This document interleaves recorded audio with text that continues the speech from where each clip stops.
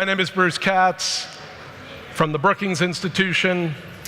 I just want to start by thanking the mayor and Andre and Grant by saying, I think what's been invented here, frankly, today is really a different kind of TEDx event, where it's just not a random set of talks, but talks that have essentially been curated and really aligned with the priorities and vision of this city.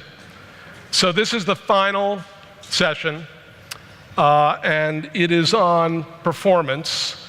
But first, I want everyone just to give yourself a round of applause. You have survived P4, so thank you.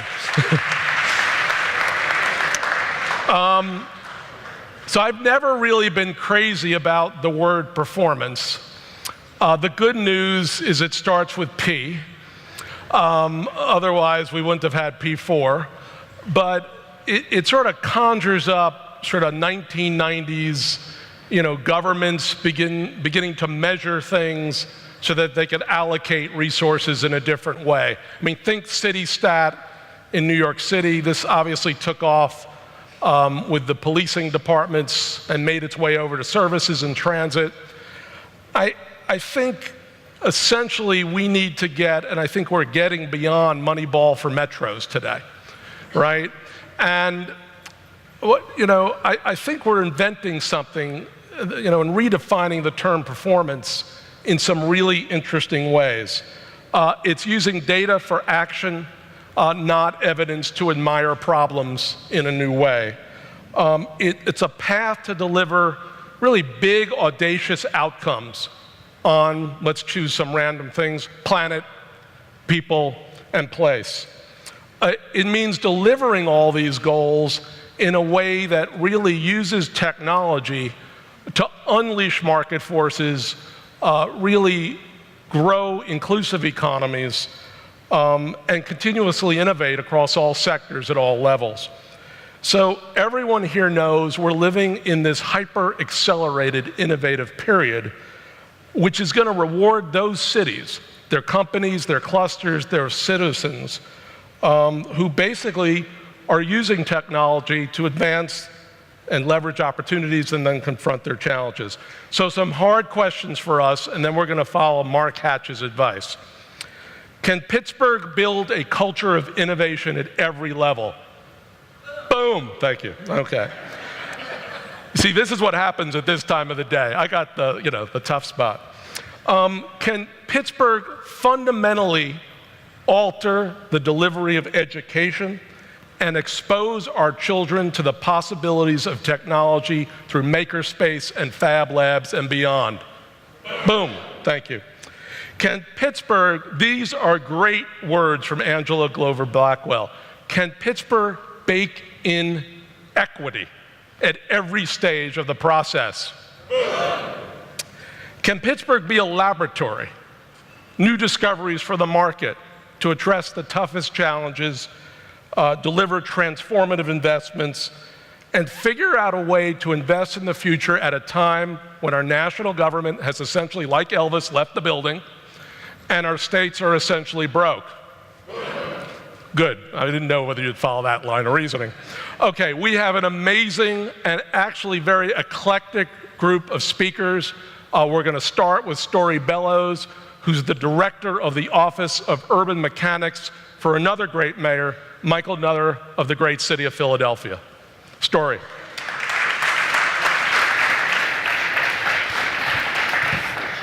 Thank you, Bruce, and it really is a pleasure to be here this afternoon. And I'm going to kind of change up what we think of when you get a government person up here talking about performance, and start with a video really quickly.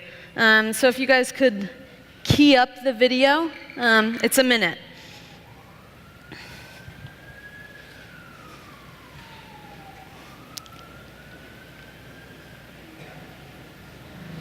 Maybe not.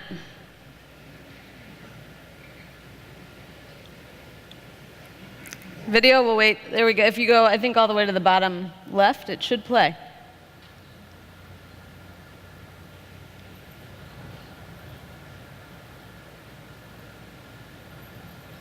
Do I have that? Okay. Does that work or no? Nope. Okay. No video. The video was a great project that some of my colleagues in Boston did, and it shows something that is not really one of those everyday issues or items in City Hall that we think of as beautiful, but it was people get married in City Hall every single day. They walk in the door, we're like pretty gruff, and we say, okay, go up the stairs, take your second left, go in the office, and what they did was they set up a photo booth. A tiny, tiny innovation that can completely change the type of experience that these individuals on one of the most important days of their lives are having with government. And it's one of those that at the end of the video, you're actually like, I love government. That's not something that most of us feel every single day of the week. But I think this notion of civic innovation, Peter's talk couldn't have come at a more perfect time because I think he described some of the really awesome things that are happening in the world of civic innovation, but it requires a response on the side of government to actually allow a lot of this stuff to happen. And this notion and the movement of civic innovation has been happening in this country and across the globe really most actively for about the last 5 or 6 years. And I would put Boston and the Mayor's Office of New Urban Mechanics there that Mayor Menino created as really the star in this country sort of catalyzing civic innovation. And it's happening across lots of different cities. Here, Deborah Lamb is an awesome Chief Innovation Officer, and I know this is something that you guys know and is really embedded in the culture of Pittsburgh. And so what is New Urban Mechanics? Kind of a strange name. We're an R&D lab. We're a place to fail. We're a civic innovation shop. We can aggregate the risk that is needed to try new things inside government. It is not the best day for a chief procurement officer to end up on the front page of the newspaper. So that, I think, in a lot of cases, inhibits people's willingness to take risk. We can help them do that. The first day that I came to Philadelphia, I had a meeting with Mayor Nutter, and this is a direct quote. This isn't one of those made-up quotes by our press team. He said, if you don't fail, you're not trying hard enough. Now, there is a very good reason that the other 26,000 employees of the city of Philadelphia don't have this mandate. Their bosses didn't say that to them because we're dealing with taxpayer dollars. There's a very clear reality in terms of how we need to manage risk, and we do need to manage it, but we need to create safe places where we can try and where failure is not only accepted, but it's expected. So we work in a lot of ways. We're very lean, to use one of the buzzwords. Our projects are small, they're of limited duration, low dollar, and most of them are in partnerships. We are leveraging the resources that we have in our community, in our government, to try new things. Sometimes that's as simple as connecting an entrepreneur to someone in a different city department. Sometimes it's helping with larger initiatives, but it's sharing the lessons learned that we can talk about in terms of the way that we're trying to address problem solving. What we do in government at the end of every day is problem solve, and we need to promote more innovative approaches to problem solving, and I think that requires bringing new people to the table. One of these projects that we've worked on in Philadelphia is called Fast Forward, and we were very lucky to be one of 5 winners of the Bloomberg Philanthropies Mayor's Challenge in 2013.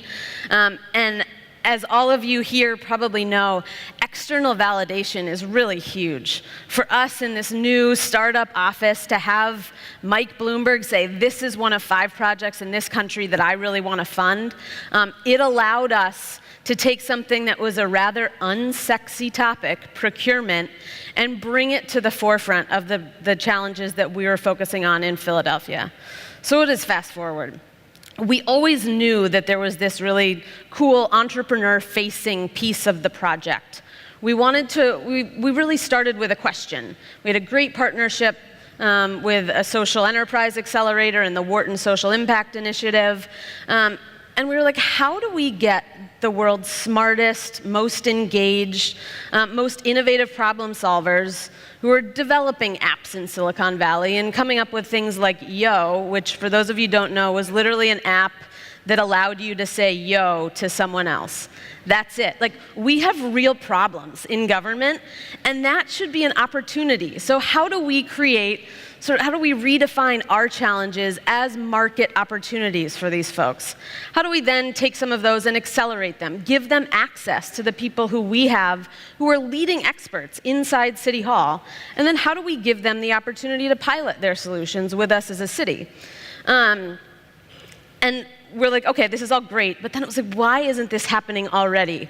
You're like, oh shoot, there are all of these barriers in our current processes that make it really difficult for small companies to work with us, for startups to work with us, to test things that haven't been tested in many, many other cities already.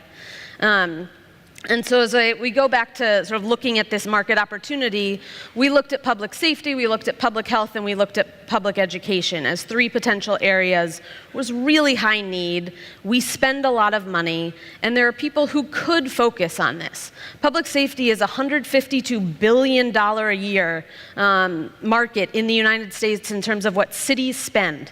Here, there aren't tons of entrepreneurs focusing on public safety. Like, what if we start to tell this story that there is a real economic opportunity for them to come work with us? We were able to get an awesome group of people. We've run a couple of cohorts of 10 startups that we've worked with, which allows us to manage a portfolio of risk. This is not something where we're betting all of our eggs in one, putting all of our eggs in one basket. We can spread the risk that we're taking, giving $10,000 stipends for them to participate in a 3-month accelerator, and bringing a really diverse group of problem solvers to the city. And we started to think about what are the tools that we can use to enable this to happen. We have to follow the rules. We have to have fair and open and transparent competitions. But the way that we typically write our RFPs is incredibly prescriptive. We assume on the government side that we completely understand the problem, and then we prescribe a solution. And we probably took the RFP from Pittsburgh and just did a search and replace and put Philadelphia in there anyway. We can't write that. We can't engage the smartest people in the world. They don't want to come work with us if we're telling them exactly what we want them to do. And because it took us 24 months to write the RFP, any technology that we're talking about is already completely outdated. We need to open it up. We need to say, we think these are the types of challenges that we have in public safety or whatever area. Come help us. Come work with us. We will give you access to our assets. Our assets are amazing people. They can be streets. There's a ton of space that we manage. There's data that we have.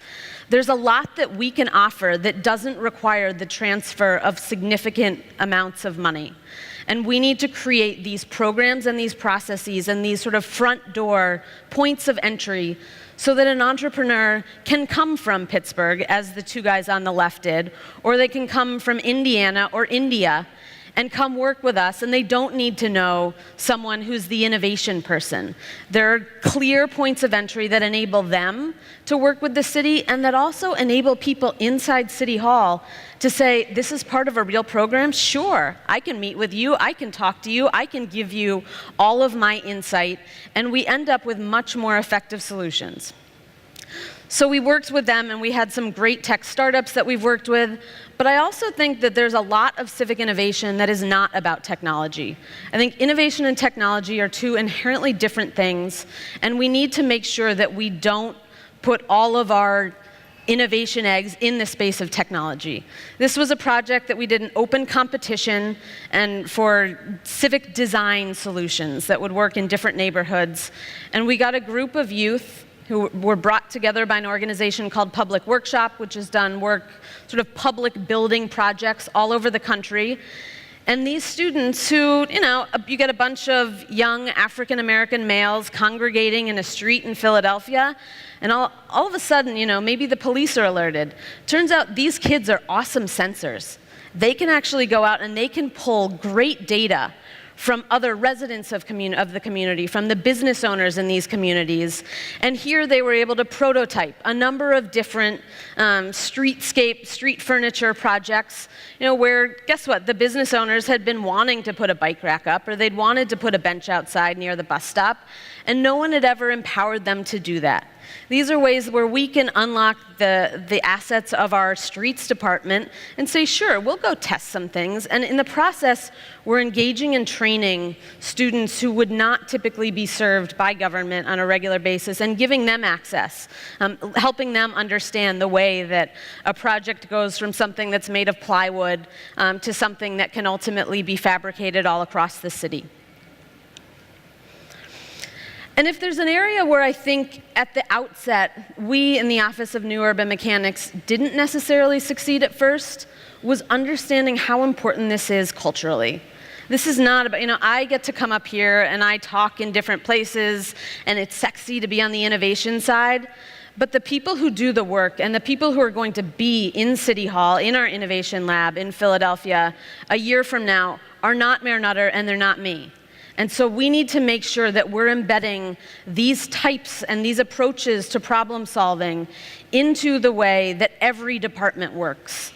We need to give them spaces where they can actually write on a whiteboard, they can collaborate, they can move furniture around, and where different people are trained in different types of tools and they understand what prototyping means, how they might work with a startup, what the language of the other types of communities that we have, and bringing in different people to be more accessible to all of the different assets and the resources that we have in the city.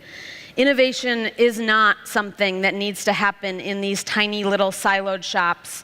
Innovation that lasts and that matters is embedded and is shared as a cultural way of approaching life, way of approaching your job every single day. And so to leave things in the words of the late, great Mayor Menino, we are all urban mechanics. I invite you all to join us. This is something that needs to be a national movement. It can't happen in a couple of cities if we're actually going to solve the really deep, intense challenges that we have in our urban communities. Thank you. That was great. Thanks. So I actually want to give you a question that starts from that final thought. You've done a ton of things in Philadelphia. You've actually borrowed, adapted, tailored from Boston. Take Pittsburgh. We have people here from Erie. How do you begin to spread these lessons and really concrete, tangible takeaways to other cities? I mean, are we needing some kind of new institution, intermediary? How do we do this? Or do we just take you and put you on the road? No, I think there are a couple of things. First, I think one of the smartest moves Mayor Nutter did was actually not go back to Philadelphia after learning about the Mayor's Office of New Urban Mechanics and say, I'm going to create my own thing. It allowed us to hit the ground running. We were talking to the folks in Boston every single day, every week, and we're sharing our solutions with them. And there are a number of cities, Pittsburgh included, where we're on the phone, we're sharing the solutions, but we're not yet at the point of really developing and solving problems in a networked fashion. And I think there's so much potential for that. But at the end of the day, I work for Mike Nutter. Right. The guys in Boston work for Mayor Walsh.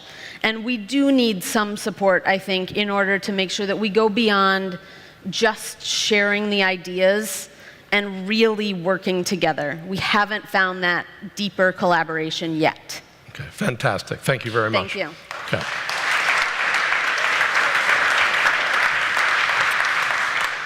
So I'd like to welcome to the stage Joachim Jardenberg. Great title, head of the internet for the city of Helsingborg in Sweden.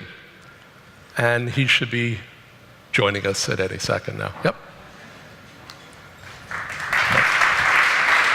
Thank you. Thanks.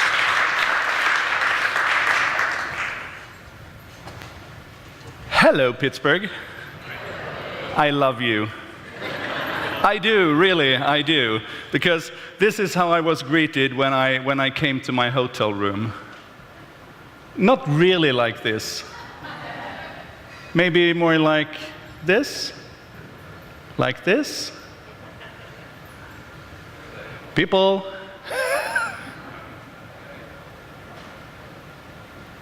Let's see. Yes. As a foodie, this is so great. This was waiting for me at the hotel room when I came in last night. And then when I went to town, you treated me with a Pittsburgh Rare, or Pittsburgh Black, the most amazing steak in the world. There's so much to love here. But even more than so, I'm actually really impressed by everything I've heard this morning and throughout the day. So I pasted this slide into my slideshow. I'm not here because I think I know anything better than you do. Actually, I'm sure I don't, but I might know something different. So I come from this town. It's the city of Helsingborg. It's basically the Pittsburgh of Sweden. So you have the ratio there and the relativeness. If you go to Google and look for us, you're going to see beaches, castle, but that's not the castle, that's actually City Hall, football, and nightlife. But there's so much more in Helsingborg as there is in Pittsburgh. There's people who do things. So when I listen to you, Mayor, I really recognized what I feel in Helsingborg. It's about the people who do things. It's about enabling things that can happen. So for instance, if a couple of guys decide that they want to institute the most beautiful marathon in the world, they just do that, and it's amazing. I'm also impressed by a city who decides to have a head of internet. I've been working in the internet industry since 1993, and I've never had a business card before now. I couldn't resist to put head of internet on a piece of paper. It's kind of bizarre, but my task in Helsingborg is to try and make sure that as a city, we use internet in every way possible to be the best city we can be. And I think we're at the threshold now, we're at a tipping point where public sector really has to realize that internet is an enabler. To paraphrase Cory Doctorow, it's not the most important fight we have. You know, we have gender equality, we have economic balance, we have jobs, we have all those fights, but as he says, every single one of them will be won and lost on the internet. Internet is the foundational fight. I think internet is something that is absolutely necessary to enable a city to flourish. And I can say without a doubt that I work because I love this shit. I've been head of internet in Helsingborg now for 18 months. I have 6 months to go on my 2-year assignment, and then I'm off back to private sector again. I'm a senior consultant. They call me a CEO whisperer. I'm a business angel and investor, and I'm going to go back and do that again. But these 2 years, I'm absolutely positive it's going to be the best 2 years in my working life because I can change things. And I would urge every one of you who is now in the private sector to approach the mayor's office and see if there's something that you can go in there and do, not for life, but just as we try to find projects where private and public sector can work together, I think we could do that on a human level as well, right? So explore that possibility. I'm going to try and provide 3 stories. You could call them kind of defining moments. There are a lot of those. If you worked with internet since '93, you have a lot of defining moments. But there are 3 stories that I would like to bring forward to you. And the first one is really about how individuals are transforming. And this is a video I saw 2008 for the first time. Let's see if you react to it as I did. Oj, vad har jag där? Vad är det för något? Det på knappen, ja.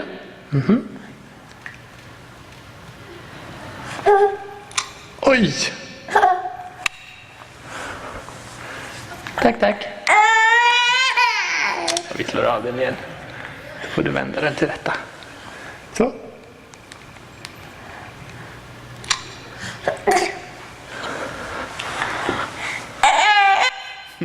So, this little baby girl, Iris, she's 11 months old. She can't even stand on her feet yet, but she's already mastering this device. And I mean, that means something. It's probably better designed than her own body, and that's impressive by itself. But it also changes a lot of things in her mind on how things are supposed to work.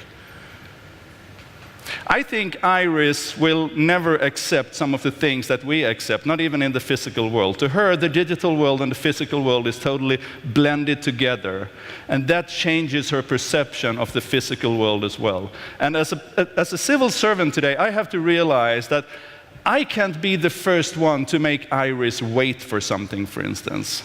You know, when she wants to see the children's show, she just hits a button and it's there. And that changes her perception of how things are supposed to work.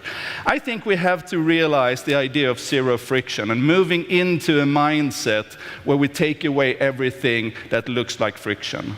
So for instance, every time I have to work in one of the city administrative systems, I want to slice my wrists. Iris would never accept that. I mean, if we want to work with the best and the brightest, and if we want to have them do time in the mayor's office, we have to make sure that things work zero friction. I think you can attest to that it's not zero friction, right? It should be. So what are we doing in Helsingborg? Well, of course we do a lot of things inside Helsingborg, but we also try to get the idea, not just inside the administration, but inside the city. We try to get the idea of how can we enable zero friction? What can we do? So one of the things we've done is that we have a free public Wi-Fi in the streets and in the squares of Helsingborg city. And it's not a novelty, but what we've done is that we've taken away everything that is friction from that wireless network. So there are no terms of services you have to agree upon. People should know that anyway, 2015. There are no capture screens, there are no time limits, there are no registrations, there's no nothing. Because that's what Iris expects of internet in 2015. So it's just open. And we placed that in 200 places around the city. The map says 174 because that's how fast we build it. It was fresh this morning, now it's 200. And what we've done is that we build it upon the existing infrastructure. So this has been incredibly cheap. It's $300,000 for all of these open spaces, and the running cost every year is approximately $15,000. That's how cheap it is if you build it with 2015 technology. And we do this because we want to make sure that everyone in Helsingborg can participate in the democratic speak. They can take part in the process that is taking place online today. It's also great for businesses because they can work everywhere and they can really integrate internet into how they manage their business. And it's great for people who come to Helsingborg to visit. When all of you come there next summer, you're not going to have the silly expensive roaming fees. You're going to be able to use our internet, which we see people really appreciate. Another thing we do is access to internet is one thing, but you have to have access to stuff and technology to get there. So in Sweden we have, in the population between 75 and 85 years old, we have 50% of them active online today. And that means that 50% are not there. So we try to solve that with basically not doing one-to-one in schools, but doing one-to-one with the elderly as well. We flood them with technology and make sure that it's available to them, zero friction, and then we educate the caregivers to make sure that they don't only know how to make them feel physically well, but also make sure that we enable them to use internet. And what happens is that they become a resource in society. So the aging population all across Europe is considered one of the big problems. Well, it's not a problem if we can enable them, if we can make sure that we make good use of the elderly as well.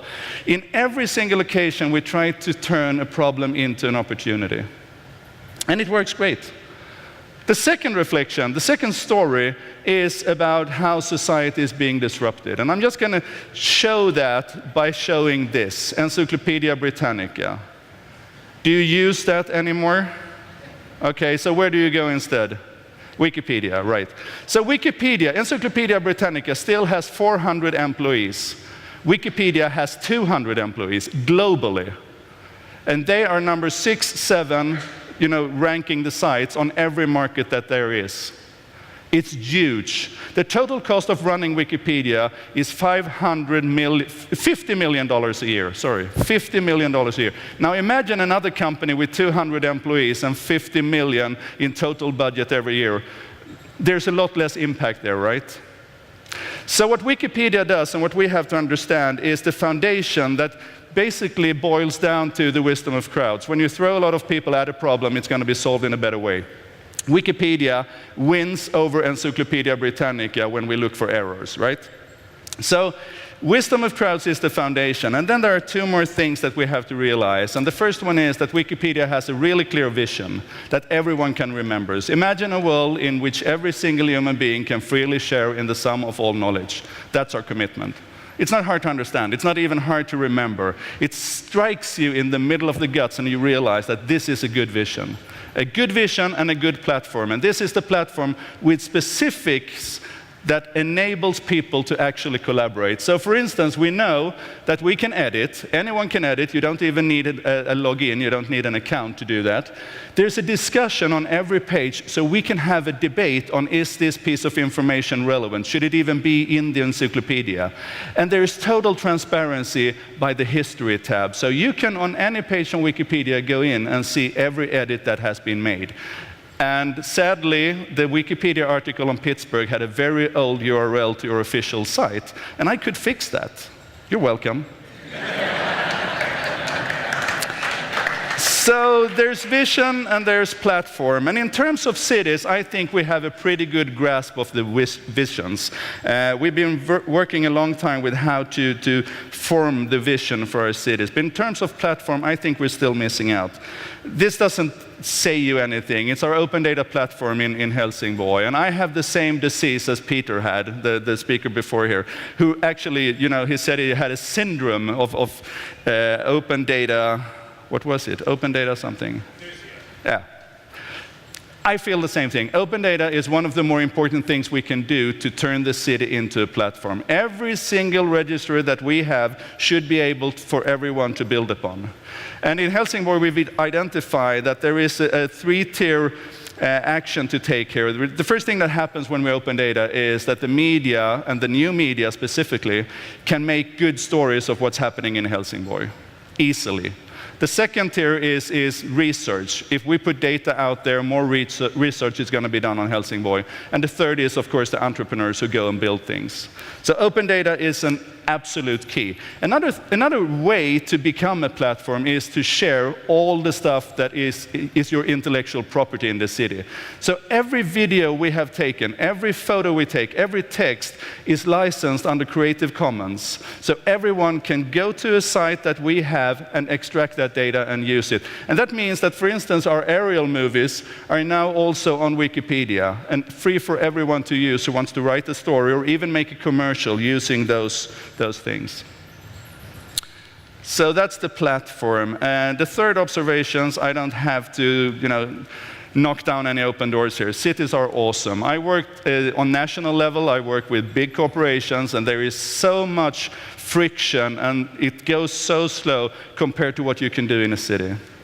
So my take on that is that one of the primary things with cities is listening to this guy, Kevin Kelly. I asked him for a really good advice 3 years ago, and he said, make one new mistake every week. In cities, we can actually do that. We can be so rapid, we can be so agile that we make one new mistake every week. And in Helsingborg, we try to make sure that we can't be dumb. So we have a risk analysis that looks pretty much like this. When you think about doing something, first lower the cost. Instead of thinking 3 years, what can you do in 3 weeks? What can you do in 3 days? What can you do in 3 hours? Instead of 3 million, what can you do within the budget you have? That's the first thing you do. Think minimal viable product. The second thing is that you ask yourself, well, if we do this and it fails, will someone die? Or will someone be fired? And the first one is a no-no. If we realize that someone might die, we're not going there. We're not going to do that. If you're a bank, it might be someone will lose their savings. Okay, don't go there. But the second one, if we hit that one, we go back to the organization and say, well, if there's zero cost and almost no resource drain, and it fails, why should we be worried about it? Why shouldn't we just take that failure and learn from it and be better the next time? I'm going to run over 1 minute because they didn't get things started for me. So how do we do that in Helsingborg? Well, one of the things we do is that we don't steal with pride, but we work together with others. So when we wanted to establish a site for inspiration and pride of Helsingborg, we borrowed from Sweden.se. This was a site that was constructed over 3 years for a shitload of money. They did all the work. When we wanted to do the same thing, we went to them and said, hey, you're a national government. We want your code. And it took about 3 hours, and then they came back and said, well, we just have to give it to you, and they did. So the total cost for making this site was $1,500, and that was pizza and beer for the hackathon when we filled it with content. You can even take this out in the streets. So the same idea of the risk analysis. When the housing department in Helsingborg wanted to turn one of our city parks into more like a garden, you know, there's something missing here. There's no garden furniture, and they wanted to put that in this space. It first turned out to be an ordinary project with, you know, pre-studies and procurement and safety analysis and steering committees and working committees and, you know, all that stuff. When someone just said, well, what happens if we go to IKEA and buy some furniture? So they did, and they branded it. So here's the civil servants of that department. They're branding the furniture, really nice. And then one morning, they just went down the ramp and into the city park. And since it's Sweden, we have fika, of course, and we put the chairs in place. And after the summer, we looked at it and we realized that 3 chairs are slightly dented. No one got killed, nothing, you know. And the total cost of this is $1,100. And it's just a magnificent project. So what we have to do now is that we have to really realize that change is happening so fast that we have to be agile. This is the number of 16-year-olds using the cell phone for using the mobile phone for internet. 7% in 2010, 94% in 2012. From almost no one to almost everyone. Things are moving fast, so this is what we have to do. We have to observe and learn from the human needs and behaviors. We have to make sure that the city is a platform. We have to allow ourselves to make mistakes, work with others. Helsingborg is there. I know Pittsburgh is, so let's share and have fun. Thank you.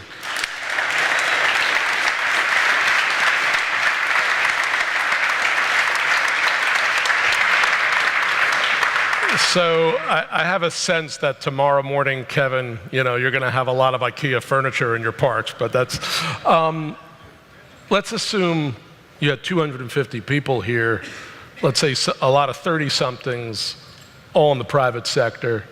Why would they go to work for government?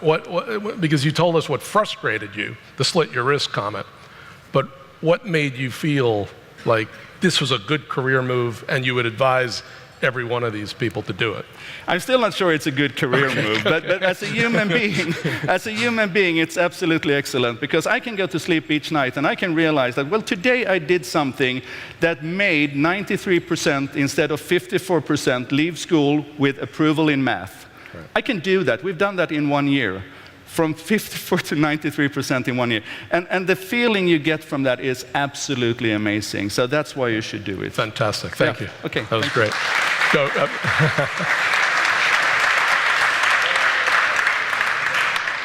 So we're going to hear now from Nicholas Negroponte, who's the founder of the MIT Media Lab. And for those of you who've not gone on their website, check these guys out. It's just absolutely amazing what they are doing in the United States and really all across the world.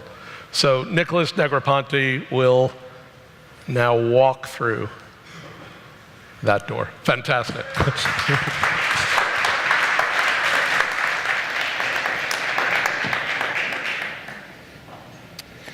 Well, fasten your seatbelts, because many of the things I will say will be totally orthogonal to some of the things you believe, and certainly many of the things you say. That doesn't mean mine are right, but I'm going to give you a very different point of view on a lot of subjects that touch cities very deeply. And by way of background, I just want you to know that when I wake up in the morning, I ask myself one question. And it is, will normal market forces do what I'm doing today? And if the answer is yes, stop. Don't do it. Because if normal market forces is going to do it, let normal market forces. So my job in life has always been to do the things that market forces don't, for one reason or another. Either because they don't believe it's possible, or their self-interests, or their other, whatever the reason may be. The other thing you should know, at least about my own background, is that I have a very high belief in the public sector.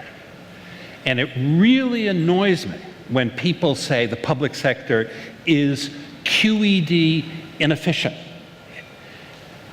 All you need to do is ride a train in Switzerland, and you find the public sector isn't so inefficient. All you need to do is go to Japan, and the total of lateness of all the trains in the Shinkansen last year was 18 seconds. Okay? That was the total.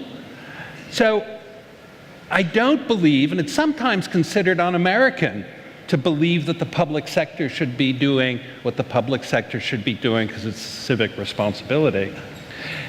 And I guess by way of sort of framing the questions, I'd also like to say that I've been very privileged to be at MIT all my life, where you have unrealistically smart faculty and students and a lot of money to do the research, but it still gives you a point of view that then is not confined by other constraints.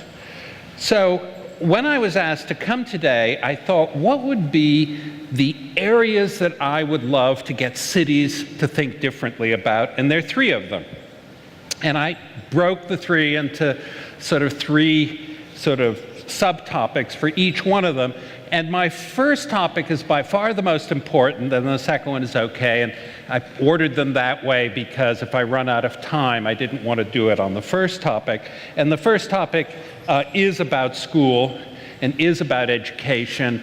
And I have never seen, or felt at least, that an entire nation, and in fact lots of the world, has been going off so much in the wrong direction.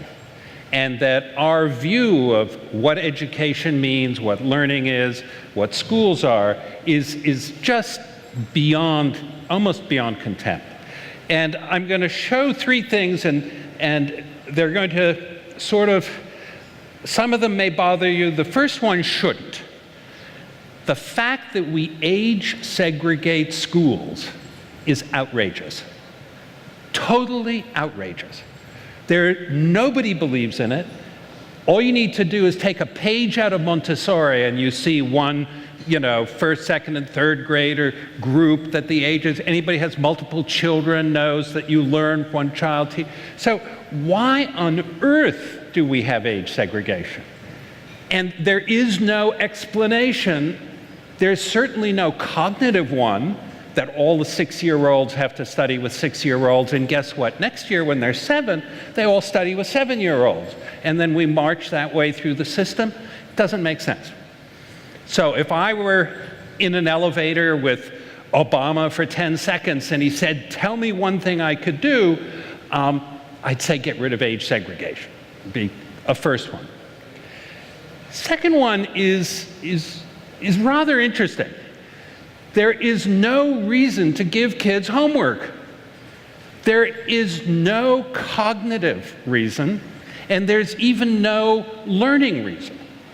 In fact, in Finland, which tends to be a country that's off the charts in terms of its relation to others and these tests, if you believe in the so-called PISA test, which is an OECD test that ranks countries, Finland is always the outlier. It's the top. Finland has no homework, no testing, shortest days per year, shortest hours per day. And you say, wow, wait a minute, why do they do so well and we do so badly? And what do? We think, oh, we've got to make the day longer. Oh, we've got to take time out of the recess. Oh, we've got to add days to the year. Oh, and if this is, and we take all those variables and we push them in exactly the wrong direction. And the reason the kids in Finland do better is because they don't have competition. Competition is what is killing our learning system. You want kids to collaborate, not compete. Think about it. You may not agree at this moment, but when you wake up tomorrow morning, think about it again. We should ban testing. And if a city were to do it, that'd be extraordinary. Now, you might have trouble doing it alone and say, well, that might handicap our kids. But just to have the courage to say you plan to do it might get a certain number of people thinking differently. And again, this is not some, loony professor who says ban testing. I just gave the keynote at the American Teachers and Principals Association. 9,800 people were in the audience. I haven't spoken to that big an audience in a while. And I said, ban testing, and the room got up and applauds. They gave a standing ovation. I had to sort of lose a few of my moments in this very highly timed talk, but they all agreed. And we're killing our children, and parents are complicit. Parents are complicit in saying, oh, sweetheart, you've got to go to Princeton. Oh, you've got to get high SAT scores. They don't even talk about grades. I don't know enough about Sweden, but I know that's true in Finland. It's something where we have completely gone in the wrong direction. And then what makes it worse is we start saying, oh, well, these grades are how we're going to rate the teacher, and then how we're going to rate the school, and then the whole thing becomes a cycle of amplification of a problem that is a very, very serious problem. So if we can revisit education to be learning, and if we can rethink what school means and desegregate it in the age sense, we're going to have a very, very different educational environment. Now, the next two topics are milder, they're easier, and I'm very glad that the previous speaker mentioned that they had been putting in public Wi-Fi. I think you've got to do a lot more than that. You've got to do a lot more than just put it in some open spaces. You should put it indoors, outdoors, in homes, in businesses, everywhere.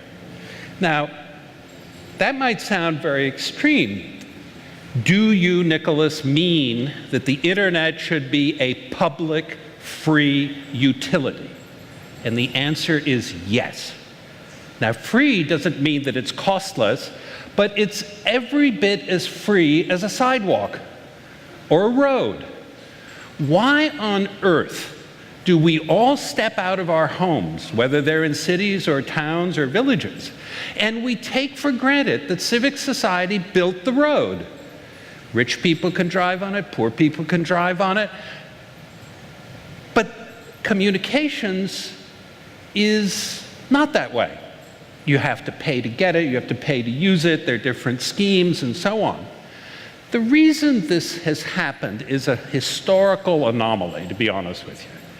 Telecommunications emerged as a private sector industry, if you will, at a time when making phone calls, particularly long-distance phone calls, were closer to tobacco and alcohol. Namely, rich people did that. So if you went to a developing nation and you wanted to make a long-distance phone call, you paid an enormous amount of money to do it. And the theory was that the people making the long-distance phone calls would be paying through the nose and maybe subsidizing some of the local calls, but it was nonetheless a commercial entity that didn't think of the internet as a human right. And if connectivity and the internet are human rights, then they have to be free. Now, how do you work that out, and how do you think about it? In the developing world, which is where I spend most of my time, there's one, I'll leave the name of the company out. It's a wireless carrier in one of the poorest countries in the world, had $2 billion of revenue last year. 1 billion of it was profit. And that billion was sucked out, given to the shareholders.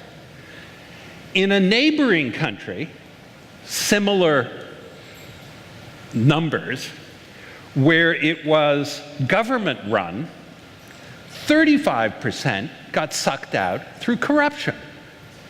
Now, if you just think of the two, 35% for corruption and 50% for profit, you'd actually argue that the corruption is a better business model because you've got more net going into the system, and that maybe you could fix that. So there are aspects of telecommunications that have never been, but will soon have to be, thought of as a public service, a public good. And the fact that it's fought by various people with self-interests is slightly shameless but understandable. It's not that it's not understandable. And then if you have, free Wi-Fi, free broadband, you can get rid of the dark spots, and you can integrate it with cell phones and all the rest.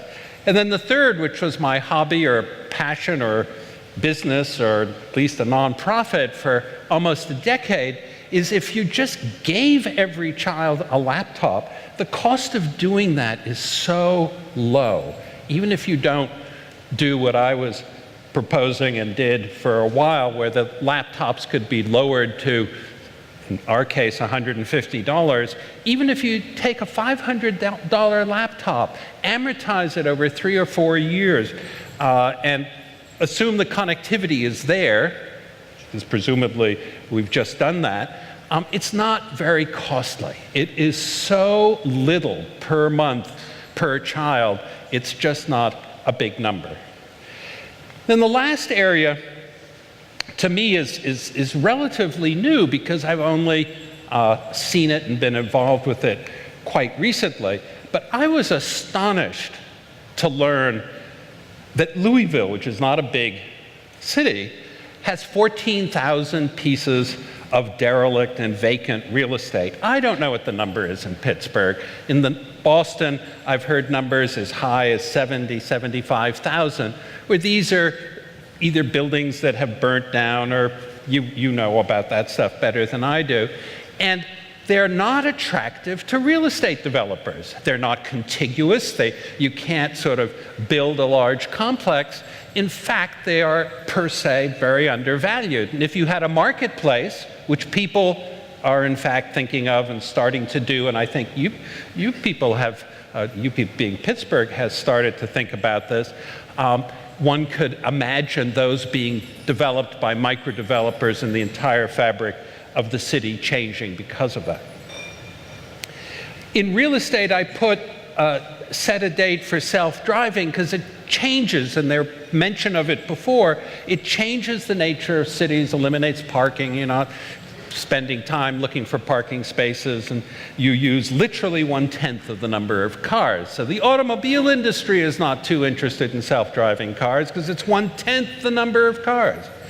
But setting a date would be real, like California sets dates.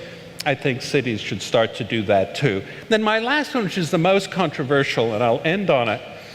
I'm asked constantly about public education, and I'm quick to say that the worst thing that's happened to public education is private education. Now, why do I feel that? First of all, it's hypocritical. I went to nothing but private schools, so totally hypocritical. But I look at what's happened, that it's sucking attention, people out of the system. And it would, no more than making my own private police force or my own something else, we've got to get back to public education being something everybody wants. And again, I'll go back to Finland. One of the most remarkable statistics to me is they have no private education. None. It's a society, call it socialist, but it's a society that really works on bringing everybody up and thinks of it as a social responsibility. And those are the ends of my controversial points. So whether you tax private schools, that's probably not the right idea, but it allowed me to end on that subject. Thank you.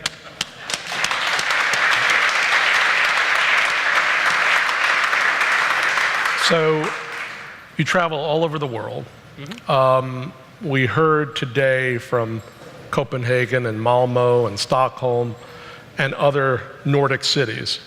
Are there cities in the developing world that you see inventing solutions? Perhaps they're leapfrogging in certain ways because they're new and they don't have some old infrastructure that Pittsburgh should take a close look at, given what you know about this city, its challenges, its opportunities? What an interesting question. When I was doing one laptop per child, which was for developing countries, it was not here and it was certainly not in Europe, I found that the boldest moves were being taken by the least democratic heads of state. And that you go to a country like India, which has a dysfunctional federal government, partly because it's what you might even call a premature democracy. It's chaos. You go to Rwanda, albeit the fact that Kagame was indeed elected, people argue, well, he's despotic. And he's leapfrogging. He's got fibers running around the city. He's got kids scheduled to get laptops and connectivity. But that's relatively small. So I'm not sure there are lessons to be learned other than the boldness. And when you have very, very little, you tend to take bigger risks. Once you have a fair amount, you move deck chairs around. You make a little change here and a little. So you're more incremental if you're closer to being self-satisfied, and you're bolder if you're desperate. That's great. Thanks. Thanks. Don't leave with that.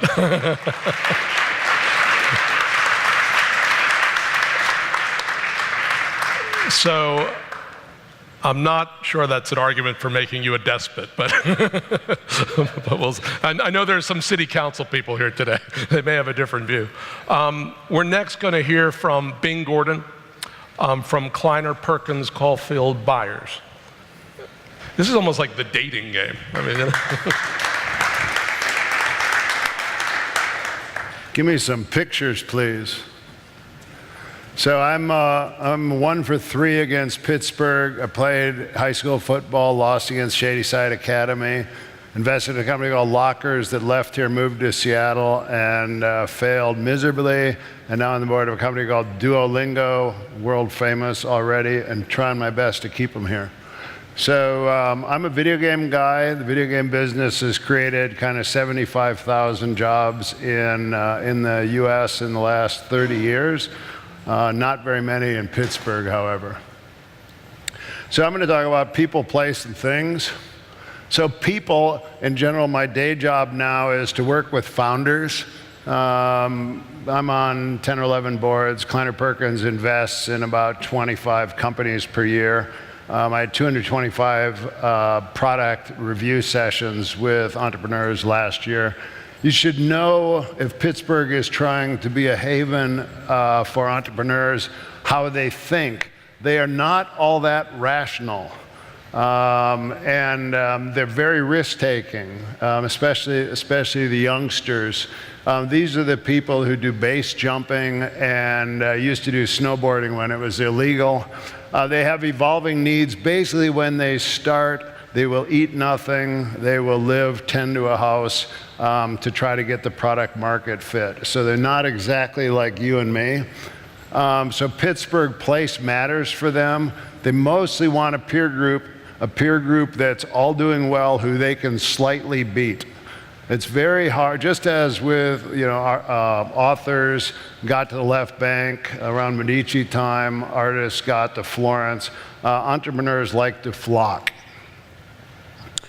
Funders like to find people who will go the distance. Most entrepreneurs entrepreneur because they're unmanageable and they hate being bossed.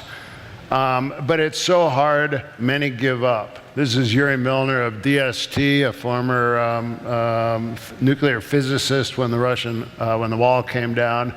The founders are people who you're uncomfortable to have dinner with until they're so successful you hope to be able to invest in them. The next thing, they have to be gritty. This is what we all want out of our children. When things suck, they keep going and they find a way. And they have some things they have to learn from old people like us.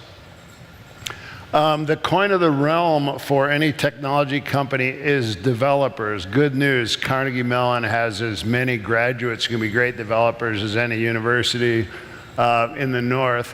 What these people want is they want to brag to their college friends about how cool their job is. So they've got to work for a company people have heard of, or it's got to be in an industry that people have heard of. They've got to be in a city that they can brag about. You don't want to say, I went here, and your sorority sisters and fraternity brothers laugh at you. And it doesn't need to be affordable, by the way. So if you're trying to get 20-somethings and you say we're the most affordable city in the world, they don't care. They'll live 5 to a 2-bedroom apartment that they find on Craigslist. The network is really important. This is the most networked generation we've ever seen. If you have kids or friends under 30, you know that they don't build networks on the golf course. They build networks on their telephones. So in Pittsburgh, I put this picture of Jeff Bezos because he was living in New York and he got to pick a place to go to.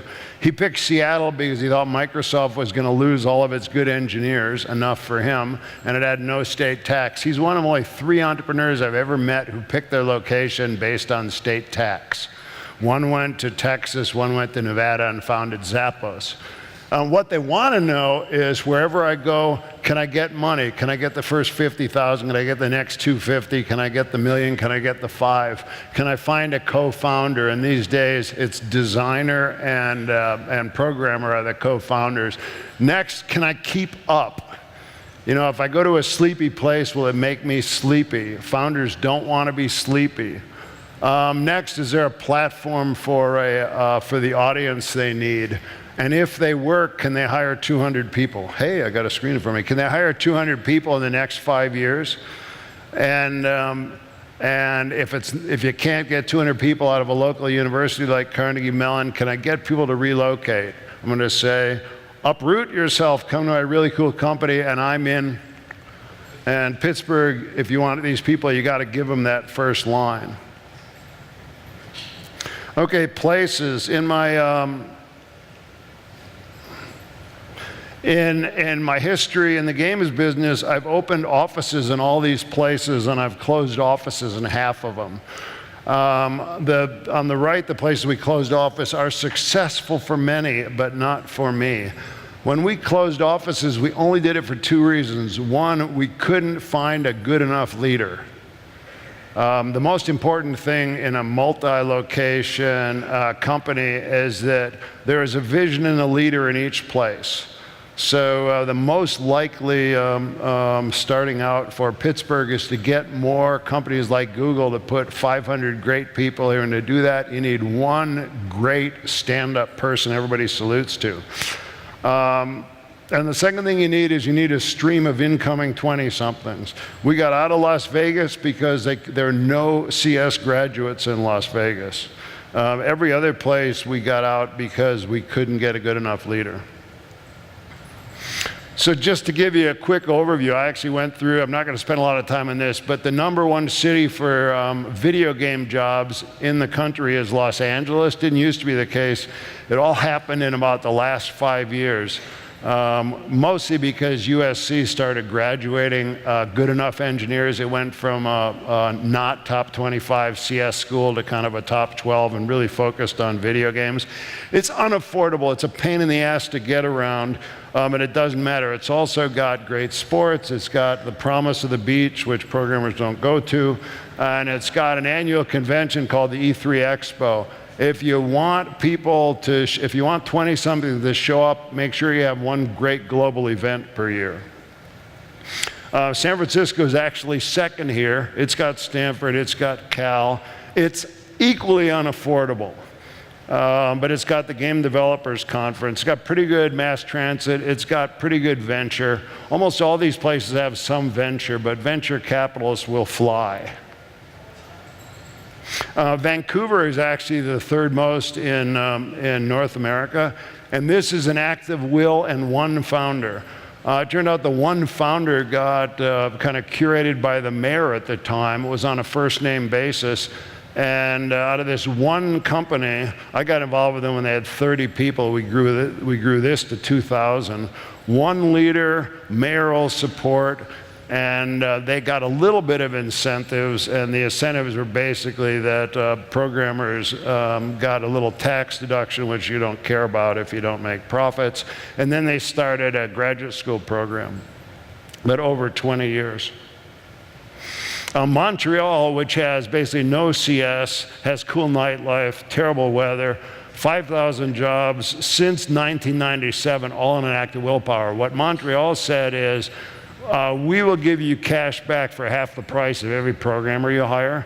So the effective rate in Montreal of hiring a CS grad in San Francisco, a Stanford grad, is like $125,000 a year with a BS.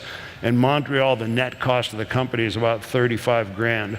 They really have nothing else going for them there except the hockey team that finally made the playoffs. London had the big advantage that it was one of the two places in the world where the video game business started, with the Sinclair Spectrum back in the 70s. It's been pretty mediocre. The government has tried to create incentives, tried to create enterprise parks. It hasn't exactly worked. Luckily, they have industrious kids, most of whom went to Oxford or Cambridge now, it turns out. Austin has also been an act of willpower. South by Southwest has kept this going, but its job creation in video games has been flat for a decade. Boston, this is where consumer companies go to die. I don't know why. There's some reason. Maybe all those people ought to come to Pittsburgh and learn how to work for a living. For some reason, everybody who gets something going in Boston gets to some level of success, can afford Red Sox tickets, and stops working. Maybe this will be different in biotech. I hope so. We're involved in a company called Foundation. Orlando is another place to learn from. No university there, no reason to live there. It's a place to go for 3 days to go to Universal Studios and Disney. Jeb Bush created a master's program there, and we had one person from Miami who wanted to live there because it was cheap. And we grew from 0 to 1,000 people between about 94 and 2002. So cities can do willpower. Stockholm, shout out to you, Scandinavian. Stockholm is the place that unicorn companies get created. No real CS schools, terrible weather, 10 months a year, but happy people and brilliant entrepreneurs. It's probably the city with the most grit in the world for video gaming. So Pittsburgh, my old guy wisdom for free. What you need is one company that everybody can look up to. If you see a seed of one company, feed it, fertilize it, put that political crap on it. Lifestyle matters. This has got to be a cool place to be. A conference can do that. You need founders who can scale. The Carnegie Mellon as a learning institution is great for lifelong learning. You need a university pipeline. Each company's got to believe they can hire 5 or 10 great people a year. Don't charge city taxes on stock options, or at least give like a 5-year hiatus. And if you want to get companies like Amazon and Facebook and Twitter to put 500 people here, treat them like a sports team and lean into it. What doesn't matter is housing affordability. What doesn't matter is mass transit. What doesn't matter is weather, and state tax rate doesn't matter. So don't waste your resources on stuff that doesn't matter. So this is about the mayor's office decides to actually take some creative approach here. Here are a couple of random thoughts. I've been involved with all these entrepreneurial programs. Entrepreneurs are taught, but they're mostly taught by experience. So one thing that's great to do is a reverberating applause. Entrepreneurs are made, not born.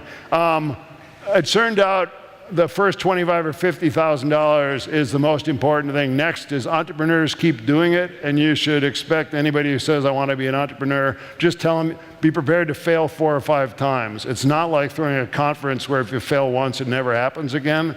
So entrepreneurship go on forever. The second idea is in video game, entrepreneurship really works. Carnegie Mellon has the best graduate video game program in the world. I'm hitting red. Oh, there it goes. Carnegie Mellon has the best in the world. The kids ship 5 things in their first semester. And so Pittsburgh, keep more people here than Jesse Shell in video games. A couple things that play into Pittsburgh. One is 20% of important startup companies in the last 5 years were co-founded with a designer. Airbnb is one, for example.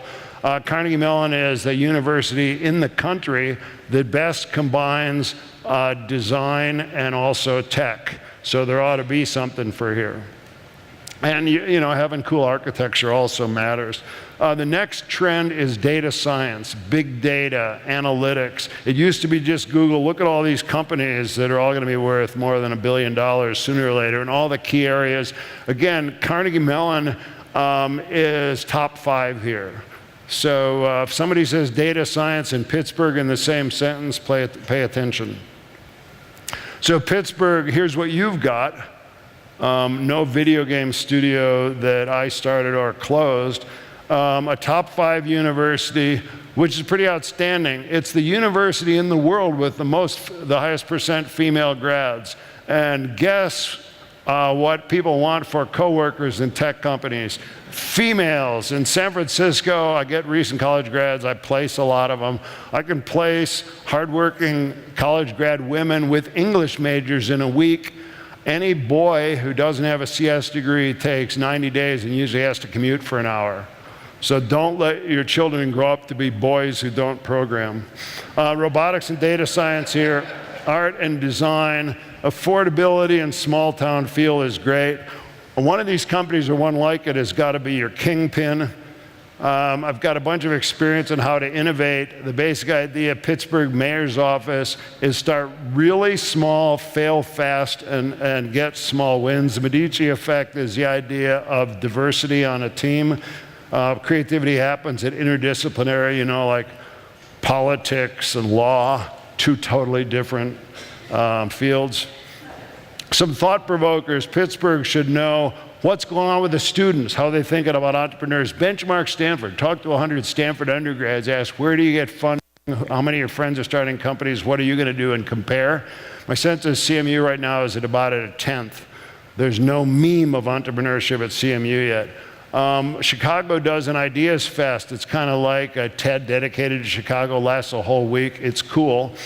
And you know, you got Franco Harris last night. You got him in the airport. You know, what's the crazy ass idea that everybody's going to talk about? Do you believe that Pittsburgh did this? You know, Google blimps with free Wi-Fi for anybody. And reinvent your movie poster. This will not get people under 30 to come to Pittsburgh. Things like the first smart city. How about those Steelers? We got a mayor who could. You can get robotic husbands here who will take out the garbage and give you compliments. Self-driving taxis. So do something really cool. And thanks. I answer email. That was great. That was great. Oh, thanks. So what I love about that is you just took a whole bunch of sort of the urbanist Bible, you know, what doesn't matter. We're affordable, we have mass transit, and you basically said, guys, get a grip. So if you had the president of Carnegie Mellon, you pit here, get all the foundations, money's not really an option. You've got the political leadership. It sounds like what you're saying is you've really got to almost get some focus grouping going on about who you're trying to attract there or who you're trying to keep. And you know, the Ideas Festival, I mean, this is not the kind of thing that, I mean, with the exception of today, actually, that many mayors would think of doing, actually, or even of celebrate. I mean, you're really going against the grain. It sucks to be old. Okay. Yeah, you know, it's, so here, kind of again in the arts, it's all these urban areas that have big successes now have all started small. Even New York 10 years ago, there were no digital companies in New York.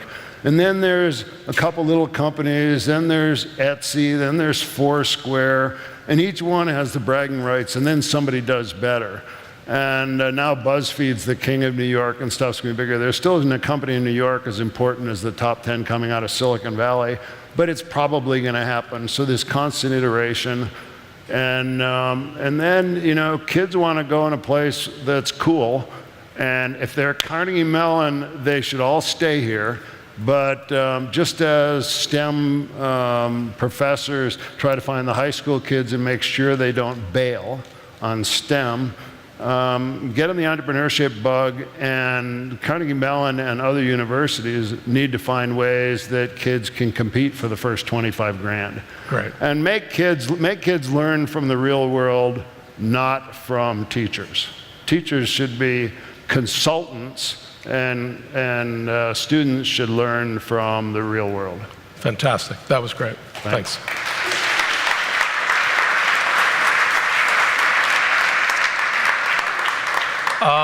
We are now going to hear from really almost a sister city, Chattanooga, Tennessee, Mayor Andy Burke, who is really doing some transformative things. Here you go. Andy. Yep. Thank you very much, Bruce. Let me start out with a couple of thank yous, because that's what politicians are programmed to do at the beginning of speeches. First of all, thanks to the Heinz Foundation for having me here. Second of all, I'm really honored to be here with Mayor Bill Peduto. For those of you who are from Pittsburgh, what you may not realize is that around the country, Mayor Peduto is looked at as somebody who's really an innovator, who's up and coming. I have a full 8 months on him in terms of tenure, but I'm still learning from him, and he's really somebody who's looked at across the country. So, Mayor, great to be here with you.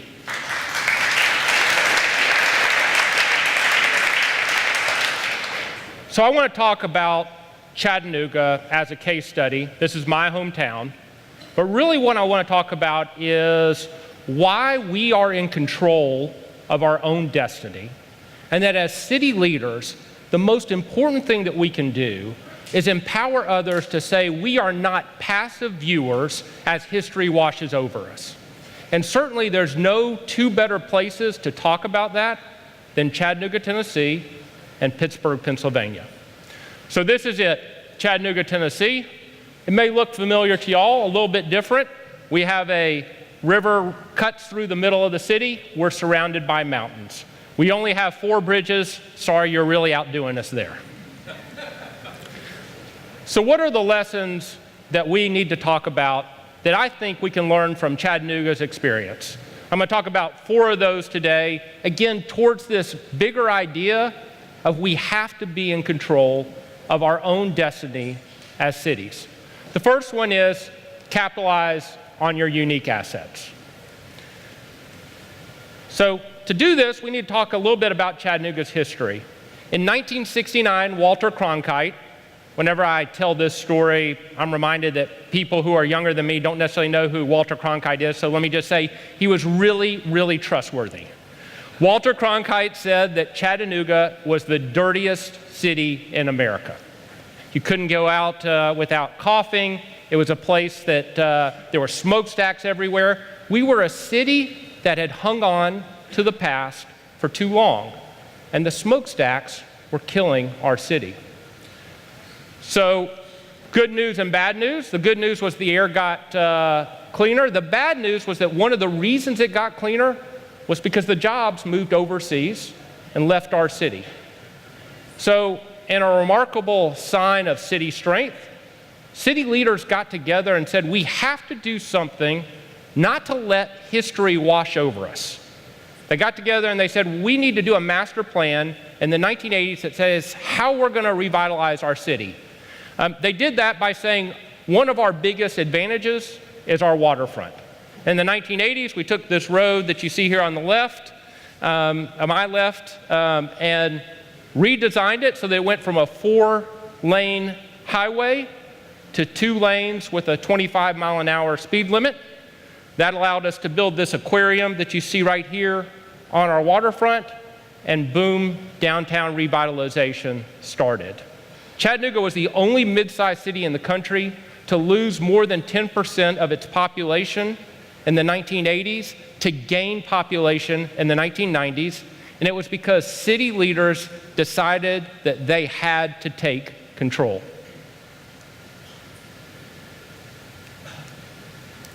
Now, here's what this looks like today. Because we still know that our river is one of our tremendous assets, and we continue to build an aquarium addition, a waterfront addition, attractions along our waterfront, and a river walk that continues to expand, that stretches throughout our city and all the way over now as it's being built out to Lookout Mountain that surrounds our city.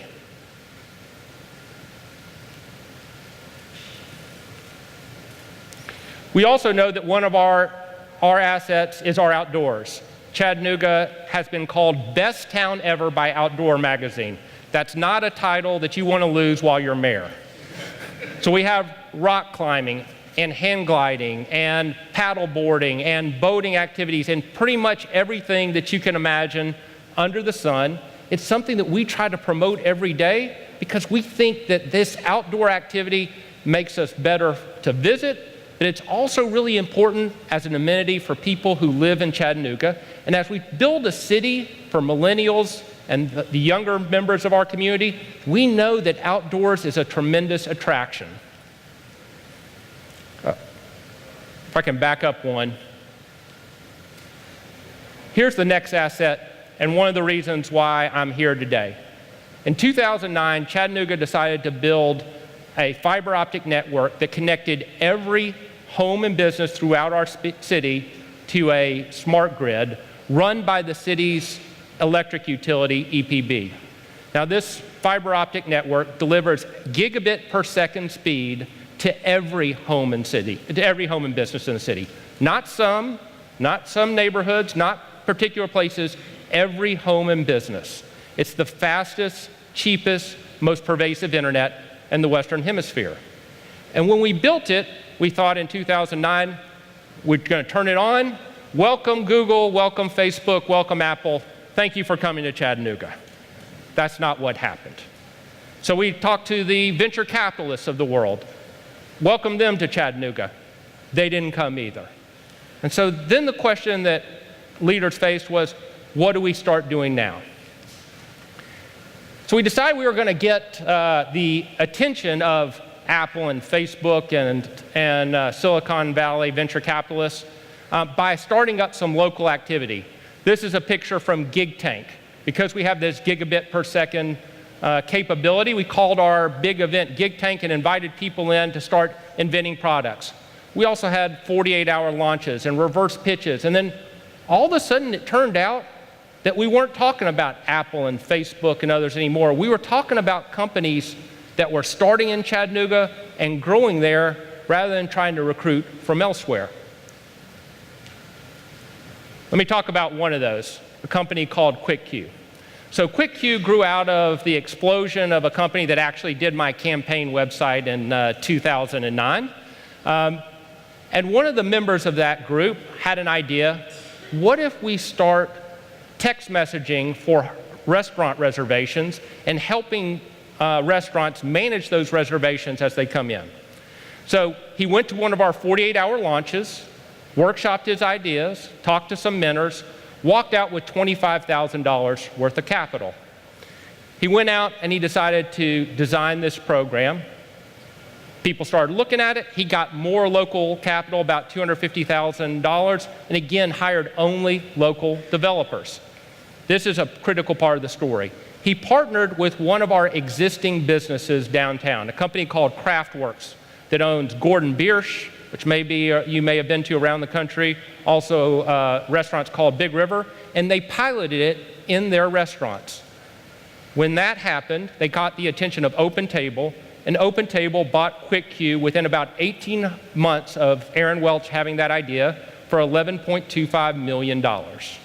Now, OpenTable has offices in Silicon Valley, New York, London, Tokyo, and Chattanooga, Tennessee. The thing that I'm really proud about with this story is that when they bought QuickQ, they had 11 people working at QuickQ. Today they have 25. They were in my office about a month ago. They're on their way to 40. While we were worried that they were going to move their offices out of there, in fact, they've been increasing it. Let me tell you the second story of what the gig means to our city. You all know these old cameras. When my daughters were born, I bought the newest machine. It had the tapes that you put in. I videotaped it. I've got my grandfather's old reel-to-reels. Well, people want those digitized. A company started in Chattanooga called Southtree. When they started, everybody wanted them to send a DVD of their old movies to them. And then over time, they said, we want a thumb drive of our old movies. Now what does everybody want? They want those memories uploaded to the cloud so they can share them with families and friends. Well, Southtree advertises that they have the highest resolution upload in the country or in the world, so that the memories that you have that have been digitized, you can see them clearer and better on the Southtree site than you can on anything else. Southtree has gone from a startup of a few years ago to having 82 people in downtown Chattanooga. Now, politicians like me, we love to talk about small business. Small business is really important. But companies like Southtree and QuickQ are even better because they're not just small businesses, they're high growth small businesses. 4 years ago, 2 people, now 82. That's a company that can help change your city. Lesson number 2, working together works. We in the community have a true tradition of working together, foundations and others. I started a process called Chattanooga Forward to help us come up with the next ideas to help Chattanooga. One of those is an innovation district. Chattanooga is the first mid-sized city in the country to have an innovation district. It's all about making those things happen that I just talked about. Interactions between entrepreneurs and existing business and researchers and building a city that they want to be in. But we also get together city leaders, private leaders, foundation leaders. In fact, every month I have the foundation leaders have a group meeting with me in City Hall so that we can discuss what are the things that we need to do. Data. We've talked about it several times today. Data is the foundation. City government has to lead by example. When I got into office, I retooled city government so that we eliminated departments, got to the ones that we needed, including a new Department of Transportation, instead of having Public Works. We established a website, making sure that we're talking about our performance. And I know Mayor Peduto is into this as well. We linked that up with an open data portal, which is not just for city data, but that anybody in the community can contribute to. That allows us to do things like Get Away From This, which is the bus schedule of a friend of mine named Jenny in Chattanooga, and go to Transit App, which we were able to do in 3 days with no RFP and no money because we opened up our data, linked it up to Transit App. Our developers went in and spiked it on the website so that they knew that we were interested, and boom, all of a sudden, you can now be on Transit App and see when buses run. The next issue, face your challenges head on. This is a map of Chattanooga and particularly the poverty that we face around our city. We know in every city in our country that we have issues with poverty. How are we willing to tackle them? For us, we know that there is an affordable housing issue. I feel certain that Pittsburgh, like many other cities, is having to deal with these affordable housing issues. The second thing that we know is that we have an issue with talent. I told you that Chattanooga has these companies that are growing quickly. The one issue that we face now is not about venture capital coming to our city or having enough businesses. It's whether we've got the people to stay there so that these businesses don't move out and leave us and go to Boston or New York or Silicon Valley. The second issue that I'll tell you that we're trying to tackle head on is digital equity. These people don't actually live in Chattanooga. This is a stock photo, but I assure you everybody in Chattanooga is just as good looking as this mother and her son. Digital equity is important for every single person. I know Nicholas said something about it earlier. We have the fastest, cheapest, most pervasive internet in the Western Hemisphere. One of the things that we're doing is addressing the cost side. I can't tell you about that because I'm going to talk about it at State of the City and my staff would kill me. But we are working hard so that the city-owned utility will provide service at reduced cost to every single person who's a Title I family in our community. But the second issue, which I think is really important that people don't talk a lot about, is adoption. Even though we have this internet that people hook up to, there are so many people in our community who don't know how to use it. Parents who tell their children, don't get on your tablet because we're worried about what you're doing there. We have to increase literacy. Through Tech Goes Home, we're working with families and, importantly, seniors to make sure that we do this. This is not just a workforce development issue. That's easy for the people in this room to see. We know that if you're more digitally literate, we're going to have better economic development. But the other part I will tell you about digital literacy is this is a quality of life issue. When was the last time you picked up the Yellow Pages to look at anything? When was the last time that you went out trying to find a restaurant and said, well, let's scroll through something that's paper? For people in our community to be able to live the life of their choosing, to worship as they please, to go to the restaurants, to enjoy their lives, they need to be digitally literate. Workforce development, yes, but also quality of life. I would say that there are so many similarities between Pittsburgh and Chattanooga. I've loved this opportunity to see the city, but importantly, we're two cities that know that we cannot live in the past. That's a broken route. And in fact, what we can do is through good planning, through city leadership, through coming together, we can forge our own destiny. Thank you very much. That's great. Thanks. So you stressed a lot of the similarities between Chattanooga and Pittsburgh. I want to talk about one major difference, and really whether you think it matters. You don't have Carnegie Mellon, and you don't have a University of Pittsburgh. So does that say to you, A, we've got to try that much harder, or B, I've just got to get one of those world-beating institutions into the middle of my city? Yeah, it would make a huge difference in our city if we had Carnegie Mellon there. I mean, the fact that Pittsburgh has that is just a tremendous advantage that you have that we don't. I told you we try to work together. I actually now have a monthly meeting, not just with all the foundations, but with the Chancellor of the University of Tennessee at Chattanooga, because we want to be aligned so that the university can get better and also meet our needs. Again, that talent pipeline is important. But we're not just looking to UTC, we're looking to regional universities, because Chattanooga is now a place where people want to come, and we need to look for young people and talent all around our area, not just internally to the city. But there's no question that job would be easier if they were sitting in the middle of our downtown every single day, and we would be putting on the biggest recruitment that we could to make sure they stayed there. Fantastic. Thank you, Mayor. Okay, that was great.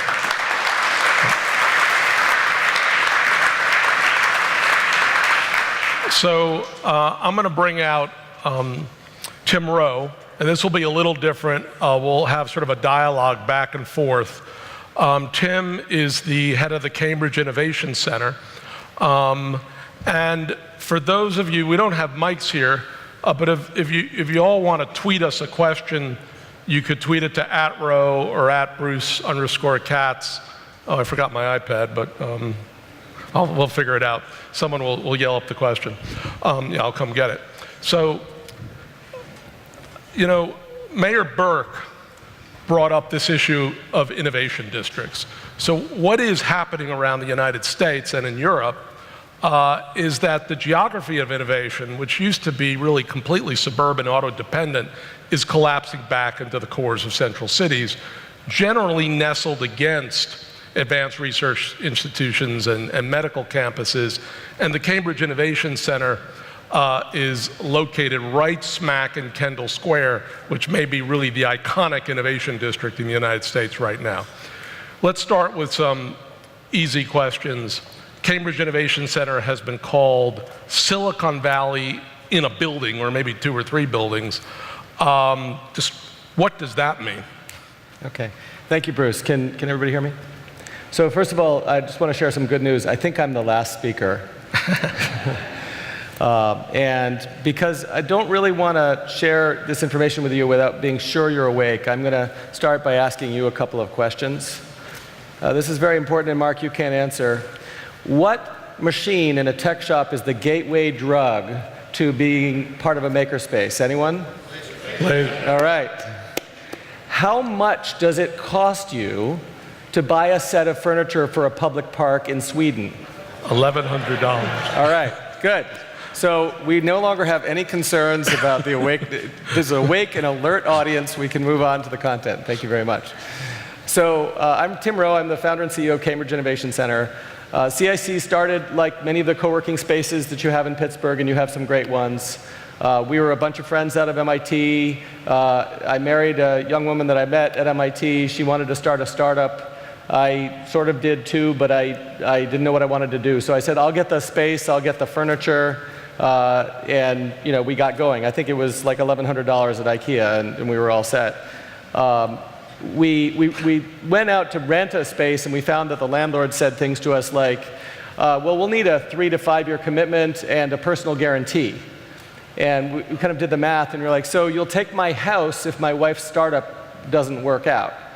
And they said, well, yeah, that's pretty much it. And I said, well, that doesn't make any sense. And I think this is why a lot of us got into sharing space with startups. The old way didn't make any sense, right? And so a bunch of our friends at MIT said, hey, could we bunk in with you? Could we share that? It grew from 2 companies to 5 companies to 10 to 20 to 50 to 100 to 200 to 400. And we're now at about 800 companies sharing. We've sort of overflowed the building we were in to several buildings nearby. We've added wet laboratories, kind of like Tech Shop, but with test tubes. We've added just about every possible kind of device or space that you would need. We even have a nuclear power startup in the space. You don't want to know about all the details of that. This is, we think now, the world's largest cluster of startups in one place. And I'm happy to answer more questions about it. Yeah, before when we've been together, you said, everyone's heard of incubators, everyone's heard of accelerators. We're a concentrator. Yes. What do you mean by that? Okay, so in this, I've been doing this for 15 years, and apologies if this gets a little wonky, but there have emerged some different words to describe different ways you can support startups, and we've heard a lot of them today. An incubator, the word incubator is typically used for the kind of the first generation, the 1.0, often run by governments. The idea was, let's get a space, let's make it cheap, let's provide some capital and maybe some mentors and see if we can get some companies going. The next generation, accelerators are the popular word today. There are groups like Y Combinator and Techstars, and there are a number of groups here in Pittsburgh that are usually much shorter, like 3 months, come in, get some money, get some advice, but really quickly and get out. And some of them become quite successful. There is co-working spaces, which most people are familiar with. This is kind of a room, a box, bunch of people. Usually it's very open, big tables. You kind of sit around the table. It's relatively cheap.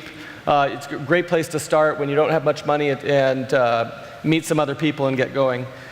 There's something that's emerged in a few places, which is like that, but it continues to follow the companies as they grow. And Cambridge Innovation Center is one of those. We've allowed companies to go from that 1 or 2 people to maybe 5 or 10 in real offices to maybe 20 or 50. There are some folks here from Google. Google's Android project started as just a couple people, one in CIC and one on the West Coast, and grew to about 200 people inside CIC. A company called HubSpot that some of you may know. It's a public company that is really changing the way marketing is done. Started as 1 or 2 people, grew to about 200. So it's like this notion of co-working, but it follows the companies on up. Now, what's interesting when you do that, when you get to this spread of 1s and 2s all the way up to the 200s, and you somehow manage them to get all in one physical, concentrated space, is that there's a kind of alchemy that occurs. The first thing that happens is it becomes visible from afar. We call this a beacon effect.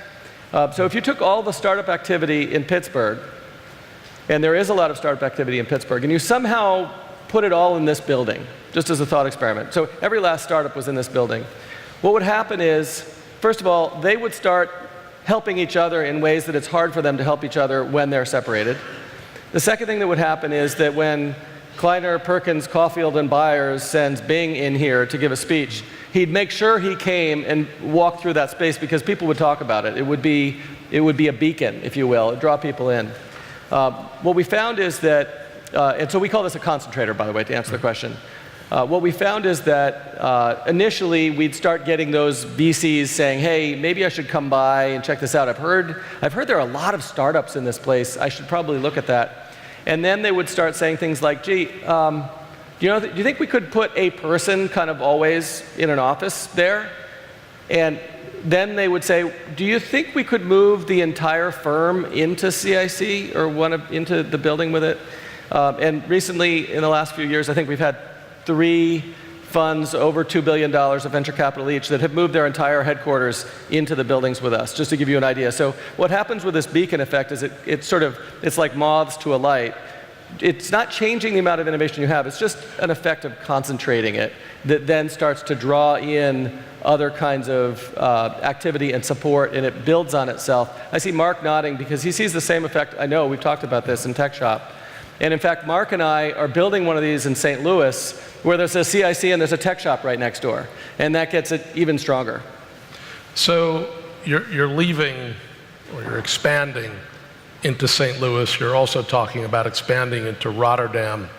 Will those places, I mean, Kendall is critical. I mean, it's explosive, in part because of MIT and in part because of the innovative strategies of MIT.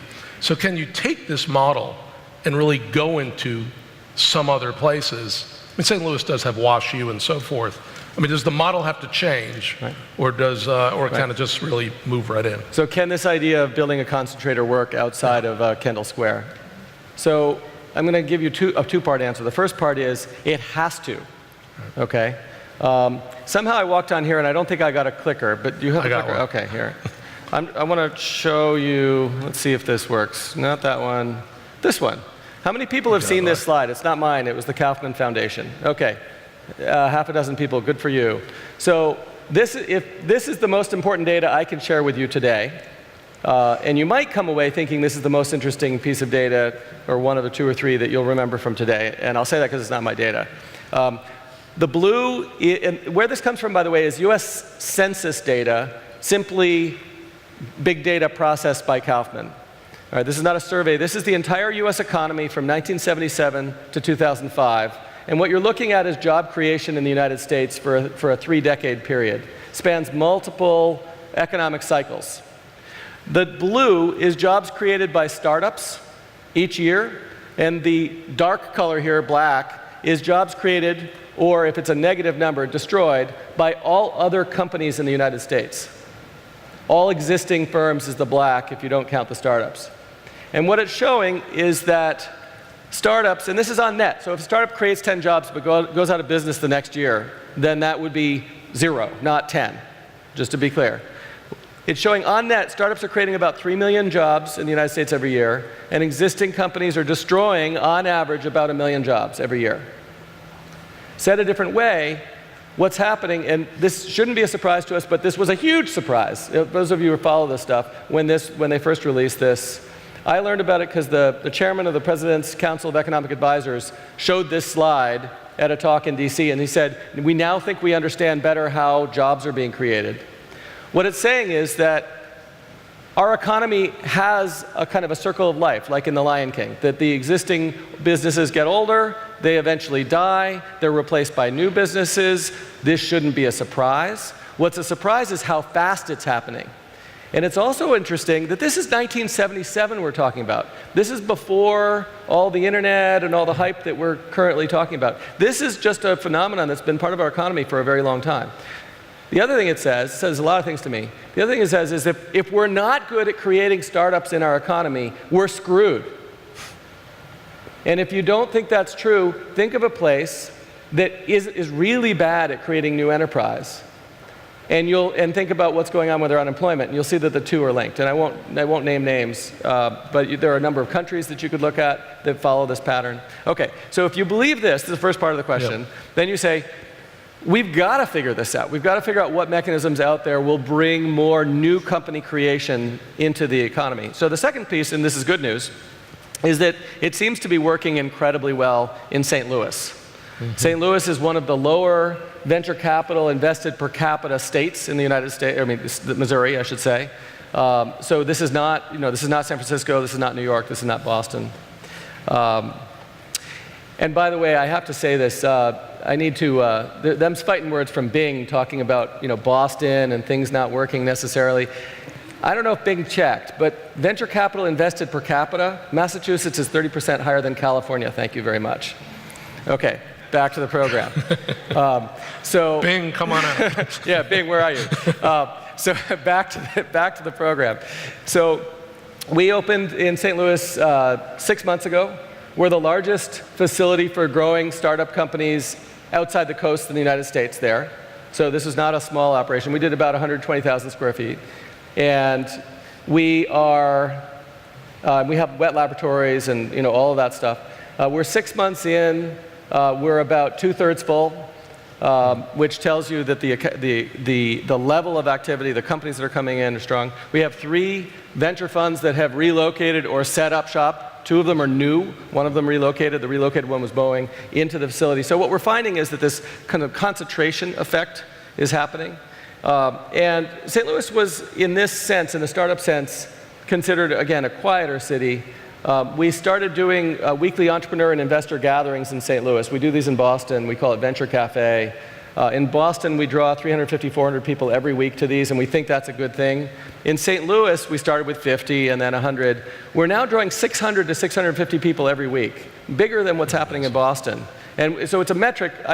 I share this number because it's a metric for us of the level of energy and excitement that you're finding. It's too early to tell whether we're going to see the next Google or the next Locker Dome would be a big St. Louis startup come out of this energy. So I can't tell you that, but what I can tell you is that the concentrator effect does seem to be working. So one thing, I know a bunch of us are going to go look at the Almano site tomorrow, the Cortex district, where you're located and Mark is located, is 200 acres, and it's essentially a district created by WashU, Barnes-Jewish Medical, St. Louis University, the Botanical Gardens, and then powers dedicated to the district around tax reform. Including taking powers. Including eminent domain and TIFs. Yeah. So it's an interesting model, and out of that grows folks moving in. So just to be clear, the place where we are, this was not in the this was an old warehouse that had been vacant for a number of years, where we located. This tech shop is going into what was an old empty building, empty for many, many years, and that's now being completely reconstructed. So you can take parts of the city where it wasn't happening and make it happen. So this is a point that I want to impress on all of you, but I'm looking particularly at Mr. Mayor here. When we think about public infrastructure in this country, we typically think about roads and bridges and airports and these sorts of things. And if we look at what we invest in public infrastructure, we usually have a lot of zeros associated with those projects. New highway project be in the billions, new airport project in the billions. If this is true, if the job creation numbers are true, it's interesting that we invest very little in what I'll call innovation infrastructure. We're very good at education infrastructure, and in fact, Pittsburgh is phenomenal at it, right? Pittsburgh has some of the best schools in the country. But, you can't stop there. So if you have the research and the education and the learning and the talent coming out of the schools, you need to somehow convert that, you need to carbon fix that, if you will, in the soil locally. And so you need to invest in that next piece. I'm not saying you're not, by the way. This whole building is a great example of one of these investments. So this is not a criticism. This is an encouragement for those things that you're doing. Invest in that infrastructure, which converts the output from your universities into economic activity in your town. And one of the things that Bing said that I totally agree with is that kids come out of school and they want to be non-embarrassed when they explain to their friends what they're going to go do. So it's got to be cool. There's got to be a lot of energy put into this. This has to be not a little thing, but a big thing, a city transforming thing. So here's a blue sky question off of Twitter from Sean Luther. If concentrators are a 3.0 startup support system, what is the 4.0 version, and how can Pittsburgh make that happen? So assume sky's the limit here. Are there things you've been thinking about? Well, that's actually, who asked this? Is a great question. Sean Luther. Raise your hand, Sean. All right. So I'm working on 4.0 in Rotterdam, Netherlands right now. Rotterdam is the largest port in Europe. It's the business city of the Netherlands. They say make your money in Rotterdam and spend it in Amsterdam. So this is a phenomenal city, and we asked ourselves, like, well, how do we take it up a notch? And so here's our plan. We're working on, I guess I can't say don't tweet this. We're working on acquiring an extremely large building. We're looking at two. One of them was the largest building in Europe when it was built. And so this is a very large structure. And turning the entire thing into kind of an innovation campus. Not just startups. We've observed in our CIC experience that when our friends at Google grew too big for us, which happened around the 200-person mark, they started looking for where they could grow to, and they looked elsewhere in our building. They couldn't do it, so they moved about a block away. Amazon moved into our building with one person. They grew to about 80, and then they moved to the building next door and now have space for 700.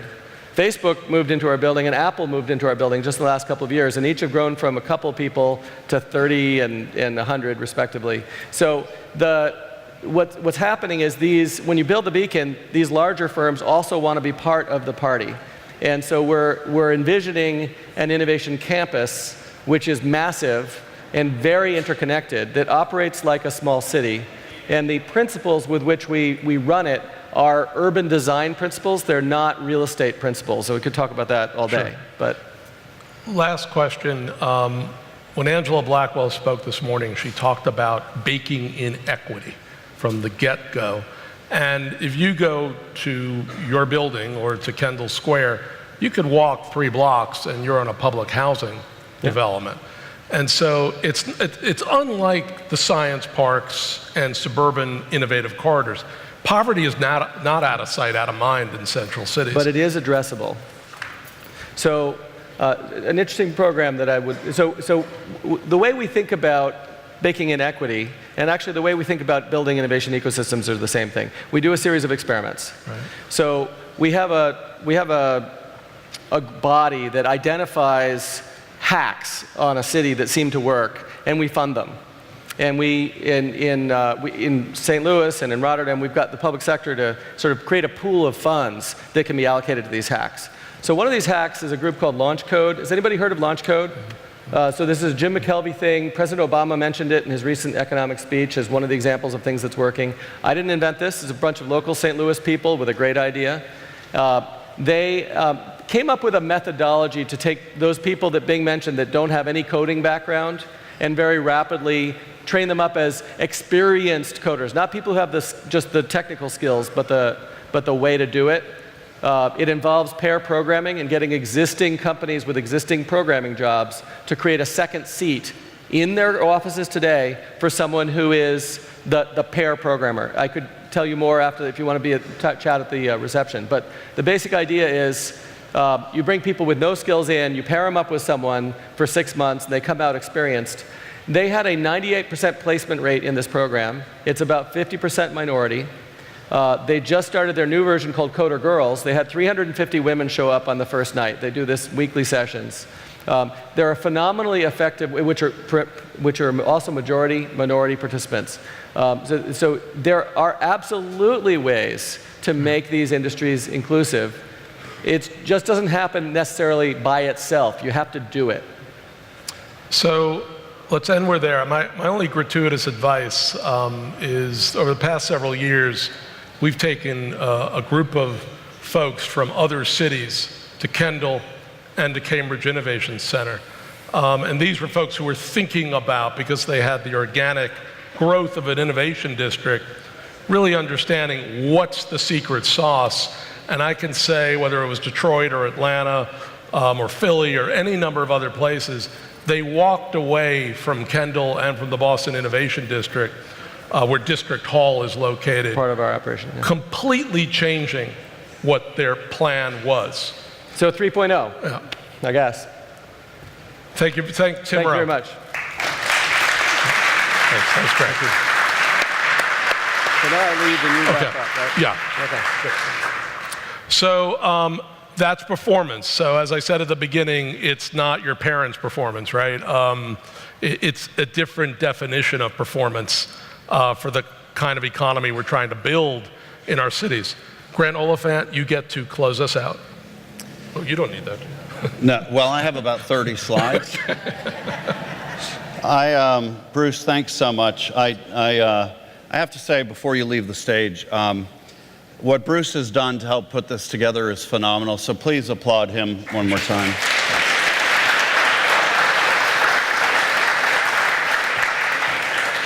So I get the task of wrapping up everything you've heard in a nice little bow.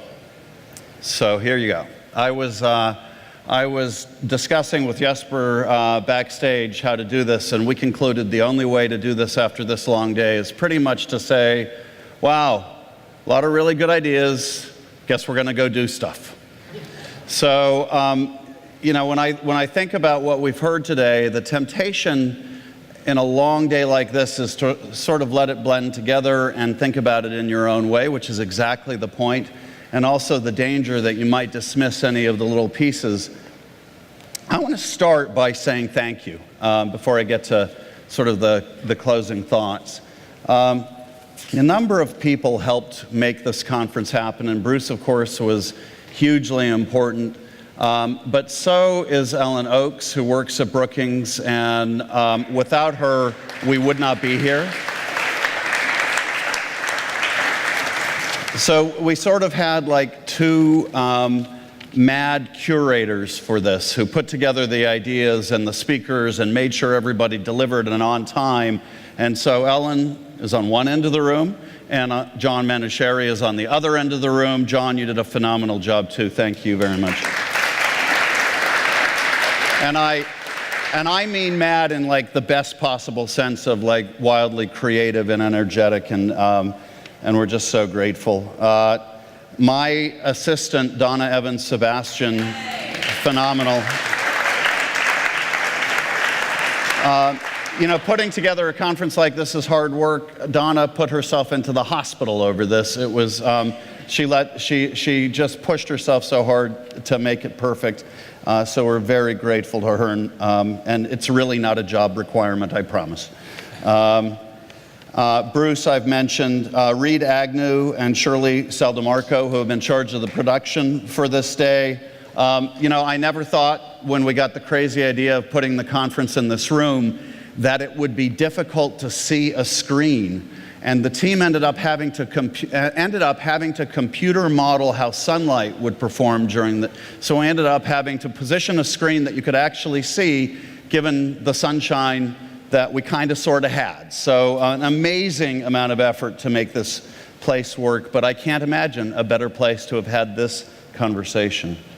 I want to thank the mayor and your staff who have been phenomenal throughout this. Really, in particular, Ray Gastel and Deborah Lamb and Lee Halverson and Matt Barron. Phenomenal job. Thank you to them. Our steering committee, who contributed so much in terms of the thinking as to what we should touch on, what should be included. The art of this is trying to get right what all that input adds up to. And I'm just so grateful for the input that they gave us.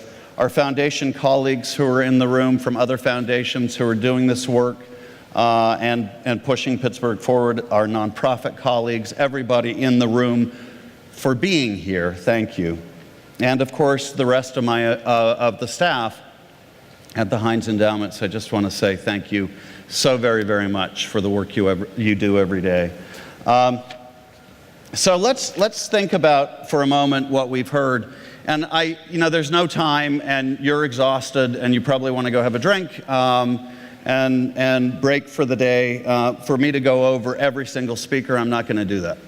But I am going to try to leave you with sort of what I heard. And it would be easy to walk away from this and say, well, it was a conference about sustainability, or it was a conference about innovation, or it was a conference about green stuff. I've heard all of those things said. And the answer to that is yes, it was all of those things. When I came to Pittsburgh in the 20 years since, I've heard a lot of can'ts about what's not possible in Pittsburgh. So I actually thought about coming out here and beginning by saying, you know, you cannot get people to go to a red light district for culture. That's an odd one. Think about that one. You can't rejuvenate a downtown using the arts. You can't have green building in a city once known as hell with the lid off. You can't do anything creative with a convention center. You can't afford design excellence in a Rust Belt city.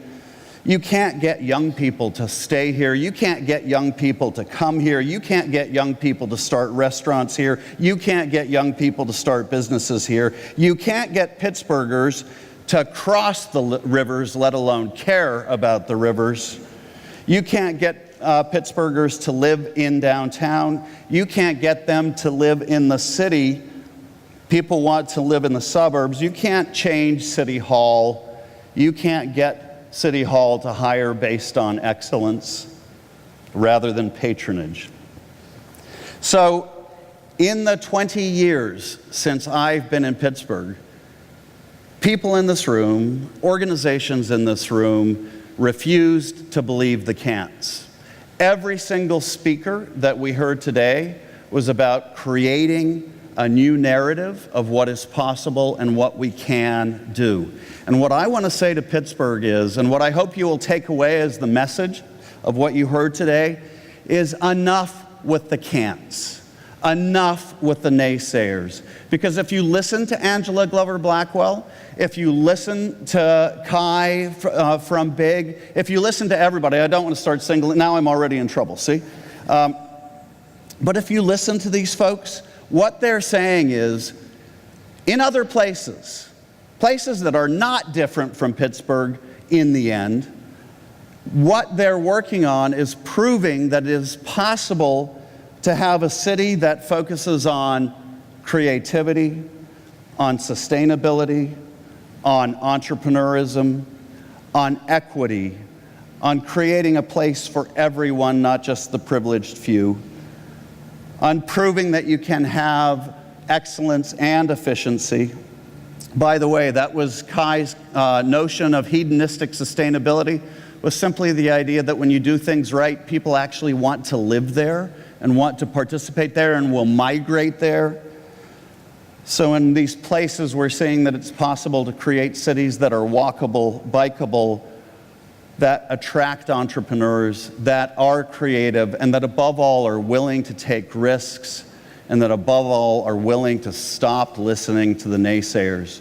There are two voices out there in our town, and I sort of hesitate to admit this in front of our Nordic visitors, but there's one set of voices that is saying, we can't do it, we can't afford it, it isn't us, and then there's you. So go be you, and let's prove them wrong. Thank you.